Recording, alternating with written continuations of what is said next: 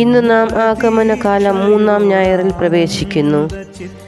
നിനക്കെതിരെയുള്ള വിധി കർത്താവ് പിൻവലിച്ചിരിക്കുന്നു എന്ന് സിയോനോട് സഫാനിയ പ്രവാചകനിലൂടെ കർത്താവ് അരുൾ ചെയ്യുന്നു.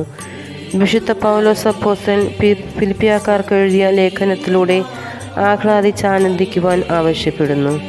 ഇന്നത്തെ സുവിശേഷത്തിലാകട്ടെ, ഞങ്ങൾ എന്താണ് ചെയ്യേണ്ടത് എന്ന് ചോദിക്കുന്ന ജനക്കൂട്ടത്തോട് രണ്ടുടുപ്പുള്ളവൻ ഒന്നില്ലാത്തവനും ചുങ്കം പിരിക്കുന്നവരോട് ആജ്ഞാപിച്ചിട്ടുള്ളതിൽ കൂടുതൽ ഈടാക്കരുതെന്നും പടയാളികളോട് ആരെയും ഭീഷണിപ്പെടുത്തരുതെന്നും വ്യാജമായ കുറ്റമാരോപണം അരുതെന്നുമൊക്കെ ഓർമ്മിപ്പിക്കുന്നു.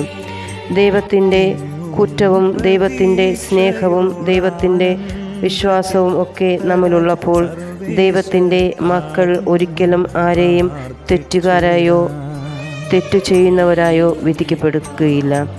അങ്ങനെ ദൈവത്തിൻ്റെ വിധി നിർണയത്തിൽ നാം ഒരിക്കൽ നിൽക്കേണ്ടി വരും എന്ന ബോധ്യത്തോടെ മറ്റുള്ളവരെ വിധിക്കാതെയും അവർക്ക് വേണ്ടുന്നത് നൽകിയും ഉള്ളതിൽ കൂടുതൽ മേന്മ ഭാവിക്കാതെയും, കർത്താവ് എൻ്റെ പാപങ്ങൾ ക്ഷമിച്ചിരിക്കുന്നു, എനിക്കെതിരെയുള്ള തെറ്റുകളൊക്കെ പിൻവലിച്ചിരിക്കുന്നു, അതിനാലാണ് ഞാൻ ഓരോ ദിനവും ജീവിക്കുന്നത് ശ്വസിക്കുന്നത് എന്ന വിശ്വാസത്തോടെയും എന്ന ചിന്തയോടെയും നമുക്ക് ജീവിക്കുവാൻ സാധിക്കട്ടെ.